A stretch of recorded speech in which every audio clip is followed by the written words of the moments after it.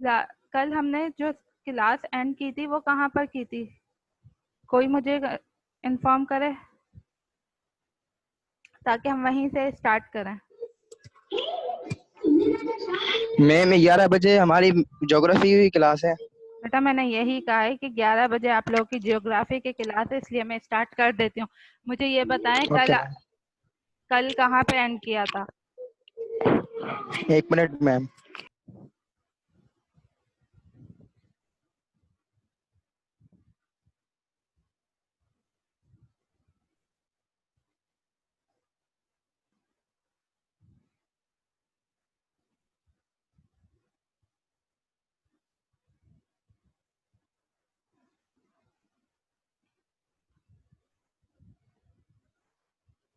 I think हमने कल ये फॉर्मूलाज कंप्लीट कर लिए थे। 1 plus X power N, 1 minus X power N, 1 plus X power minus N और 1 minus X power minus N.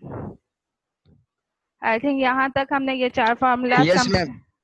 Formulas हमने कंप्लीट कर लिए थे। आज मैं आपको एग्जाम्पल करवाऊंगी ताकि जो बायनोमियल थ्योरम है वो आपका थोड़ा क्लियर हो जाए कि हम किस तरह से बायनोमियल थ्योरम को अप्लाई करते हैं। ये चार फार्मूलाज आपके क्लियर हो गए।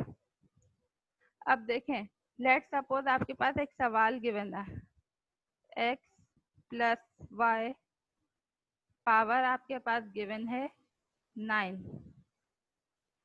आपको इसे एक्सपेंड करना है यूजिंग बायनोमियल थ्योरम।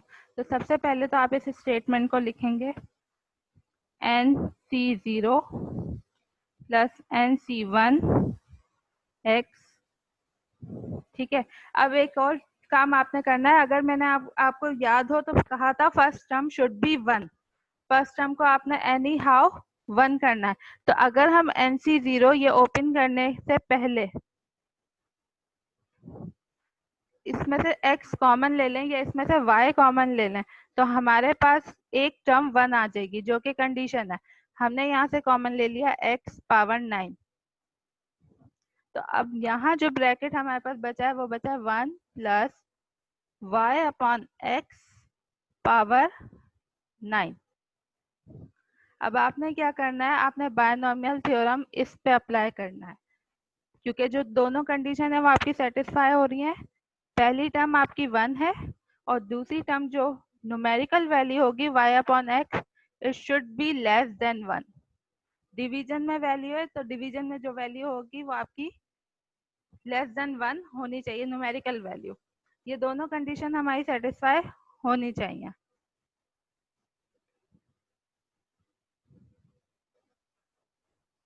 अब इसको सॉल्व करते हैं बायनोमियल थ्योरम से। x पावर 9 बिल्कुल लास्ट में हम यूज करेंगे, इस टर्म को बिल्कुल लास्ट में यूज करेंगे। फिलहाल हम बायनोमियल इस पे अप्लाई करेंगे।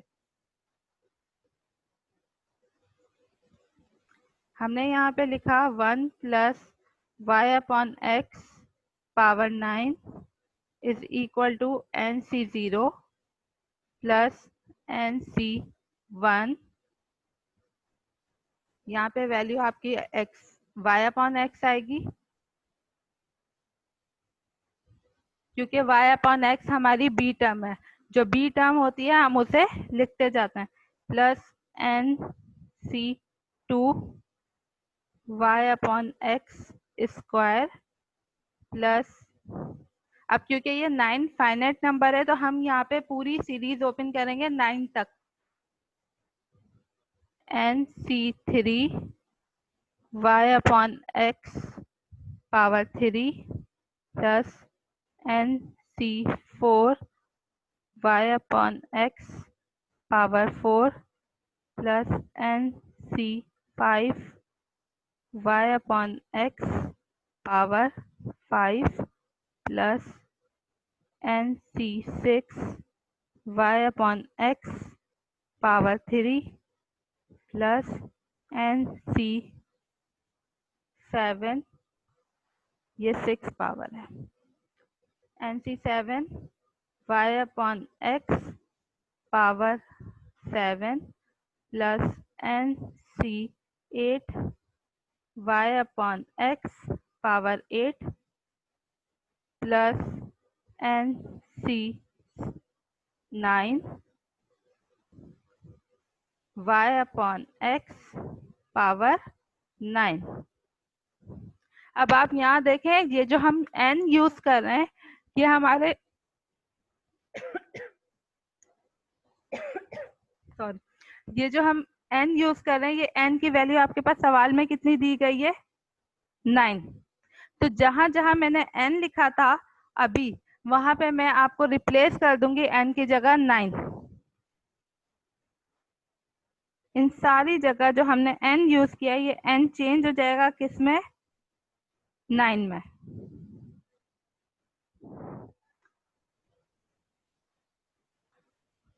ये हो गया, हो जाएगा 9C0, 9C1, 9C2, 9C3, 9C4, 9C5, 9C6, 9C7, 9C8 और आखिर में 9C9। अब हमें करना क्या है? सबसे पहले तो हमें इन कोफिशिएंट जो वैल्यूज है ना, 9C0, 9C1, 9C2, इनकी वैल्यूज फाइंड आउट करनी है। अब इनकी वैल्यूज किस तरह से फाइंड आउट होती है, पहले हम रफली वो करेंगे। ये आपका जितना भी काम है ये रफ वर्क है। हमने कहा था NC0 यानी 9C0 बराबर है 1 के, और यही वैल्यू बराबर है 9C9 के। कल मैंने ये आपको प्रूव भी करवाया, पास्कल ट्रायंगल के बिल्कुल कॉर्नर्स पे 1 वैल्यूज होती हैं, चाहे आप कोई सा भी फॉर्मूला इस्तेमाल कर लें। तो ये दोनों तो हो गई आपके पास 1। फिर हम 9C2 ओपन करते हैं। 9C2 का मतलब है 9 फैक्टोरियल, 2 फैक्टोरियल, 9 माइनस 2 फैक्टोरियल। तो 9 में से जब आप 2 निकालेंगे आपके पास बचेगा 7 फैक्टोरियल। अब आपने 9 को इतना ओपन करना है, इतना पीछे की तरफ आना है कि 7 कैंसिल हो जाए। तो हमारे पास 9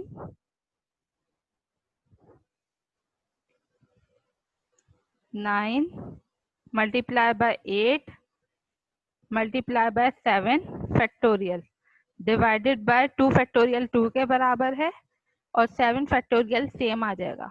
आपने 7 से 7 को कैंसिल करना है, 2 1 ज़ा 2, 2 2 ज़ा 4। अब आपके पास 9 4 बचे। 9 4 ज़ा 9 4 ज़ा कौन सी वैल्यू आती है आपके पास?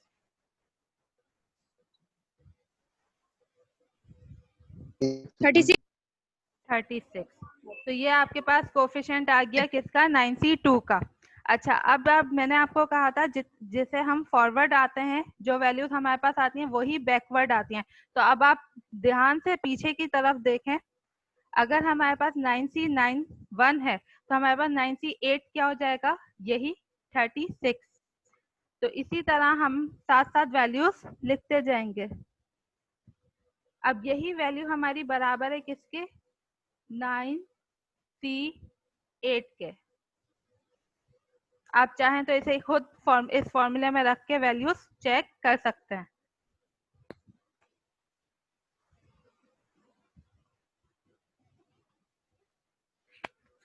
बेटा मैंने एक वैल्यू मिस कर दी है, मैं यहाँ लिखती हूँ।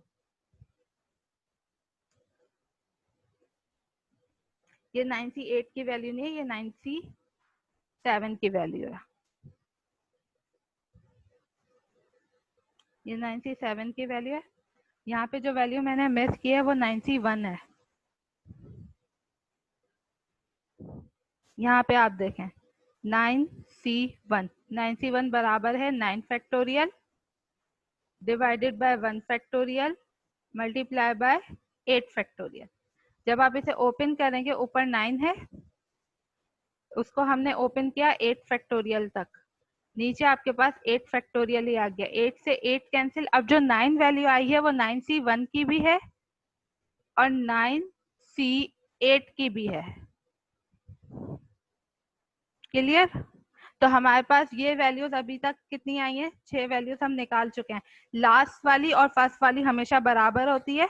9C0 बराबर है 9C9 के, 9C1 बराबर है 9C8 के, 9C2 बराबर है 9C7 के। अब हम आएंगे 9C3 पे। 9 फैक्टोरियल, 3 फैक्टोरियल, 9 माइनस 3 यानी 6 फैक्टोरियल। 9 को ओपन करें 6 तक, 9 8 7 6, 6 तक ओपन किया। 3 फैक्टोरियल बराबर होता है 6 के, या अगर मैं इसको सेपरेट लिखूं तो 3 फैक्टोरियल बराबर होता है 3 मल्टीप्लाई बाय 2 मल्टीप्लाई बाय 1 के। 6 फैक्टोरियल सेम, 6 फैक्टोरियल से 6 फैक्टोरियल कैंसिल, 2 1 ज़ा 2, 2 4 ज़ा 8, 3 1 ज़ा 3, 3 3 ज़ा 9। अब आपके पास जो नंबर आए हैं वो आए 3 मल्टीप्लाई बाय 4 मल्टीप्लाई बाय 7। आप इन्हें मल्टीप्लाई करें, 3 4 ज़ा 12 है, 12 7 ज़ा आपके पास कौन सी वैल्यू आती है?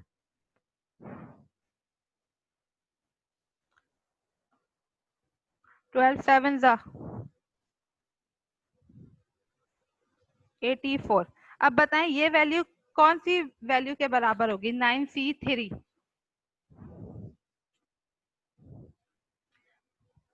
9C3 मैंने आप सबको अलाउ किया हुआ है, आप सब बीच में बता सकते हैं, जल्दी से बताएं 9C3 किसके बराबर है? मैम 9C3 किसके बराबर है? जी 9C3 7 के बराबर नहीं, मैम। 9C3 बराबर है 9C6 के। 6 के। अगर आप गौर करें देखें यहाँ पे 9C8 मौजूद है, 9C7 मौजूद है, तो अब हमने जो वैल्यू मालूम की है वो 9C6 की है। अब हमारे पास बचा 9C4। 9C4 9C4 की वैल्यू हमने निकाली 9 फैक्टोरियल 4 फैक्टोरियल 9 माइनस 4 यानी 5 फैक्टोरियल। 9 को 5 तक ओपन किया, 9.8.7.6.5 यानी ये मल्टीप्लीकेशन है। 4 को हमने ओपन किया, 4 multiply by 3 multiply by 2 multiply by 1 into 5 factorial. 5 से 5 कैंसिल हो गया, 2 1 ज़ा 2, 2 3 ज़ा 6, 3 1 ज़ा 3, 3 1 ज़ा 3, 4 1 ज़ा 4, 4 2 ज़ा 8।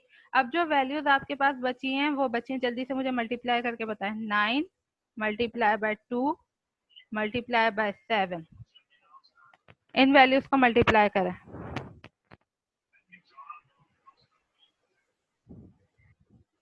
9 मल्टीप्लाई बाय 2 मल्टीप्लाई बाय 7,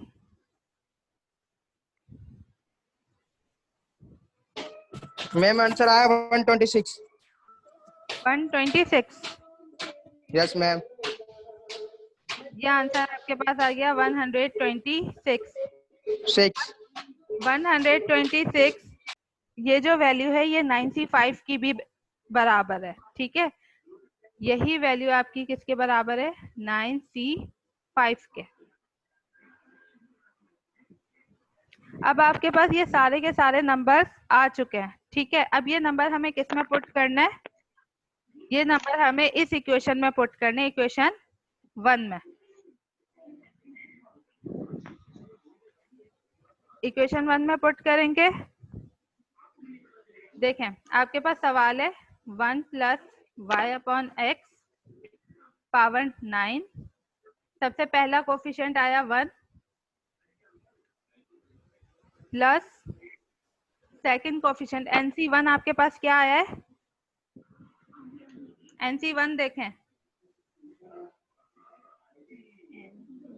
गुलाब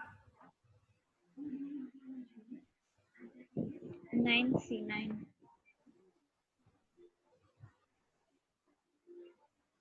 बेटा बोलें। 9C8 के बराबर है। 9C9। 9C8। 9C9 बिल्कुल एंड में रखेंगे, अभी हमें रखना है 9C1। 9C1 आपका आया 9 के बराबर। Yes ma'am.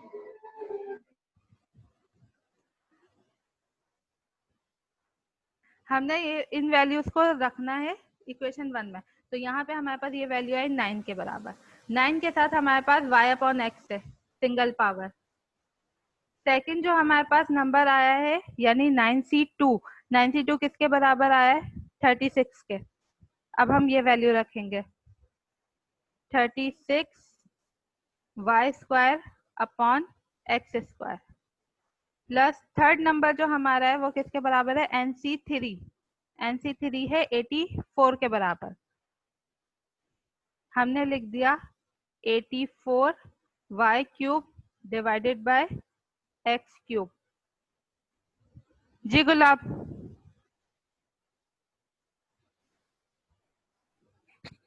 जी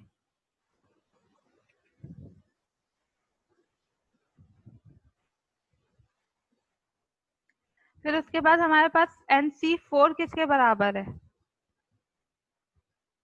NC4 बराबर है हमारे पास 126 के।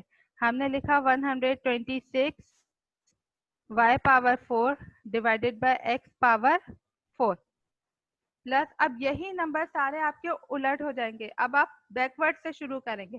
पहले आएगा 126 y⁵ डिवाइडेड बाय x⁵। फिर आपके पास आएगा 84 y⁶ डिवाइडेड बाय x⁶। फिर आपके पास आएगा 36 y⁷ डिवाइडेड बाय x⁷। फिर आपके पास 9 की वैल्यू आपके पास क्या है? y⁸ divided by x⁸। और लास्ट में जो आपकी वैल्यू आएगी वो आएगी y⁹ डिवाइडेड बाय x⁹। ये आपके पास इस एक्सपेंशन का आंसर है। अगर यहाँ तक किसी का कोई क्वेश्चन है तो पूछ लें।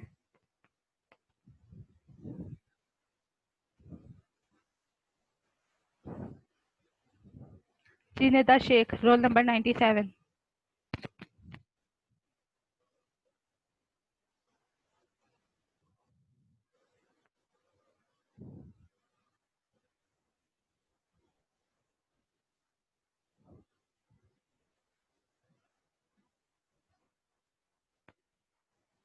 जी निदा।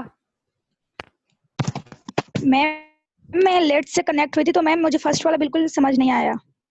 फर्स्ट पे क्या है पहले वो डिफाइन करना। क्या चीज समझ नहीं आई?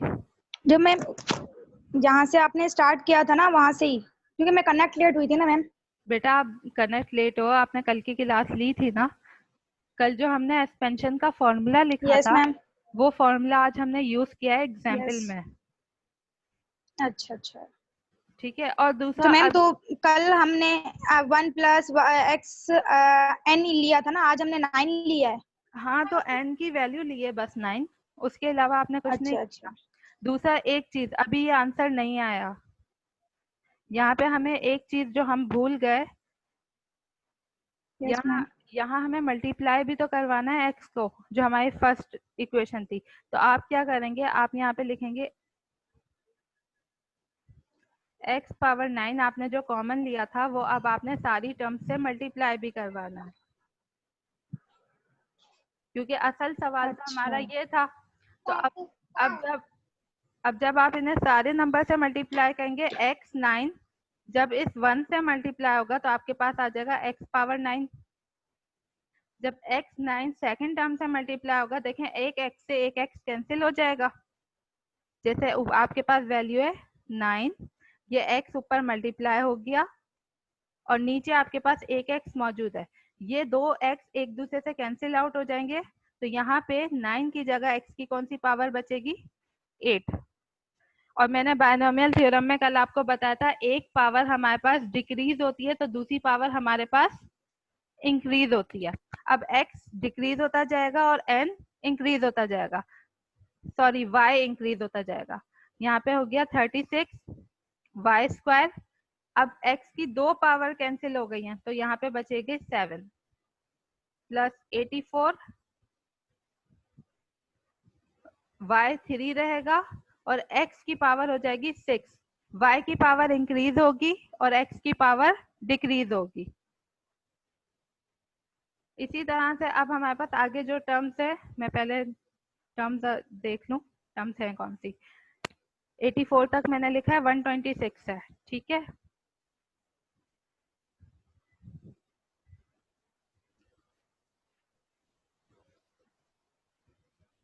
126 y power 4 x power 5 plus 126 के बाद अगेन 126 है, 126 x y power 5 x power 4 plus 84 y power 6 x power 3 plus 36 x power y power 7 x power 2 plus 36 के बाद 9 है y पावर 8 x पावर 1 और आखिर में देखें x की पावर बिल्कुल खत्म हो जाएगी और सिर्फ आपके पास बचेगा y पावर 9। अब आपका ये आंसर कंप्लीट हुआ है क्योंकि लास्ट टाइम मैं इसे x पावर 9 से मल्टीप्लाई करना भूल गई थी।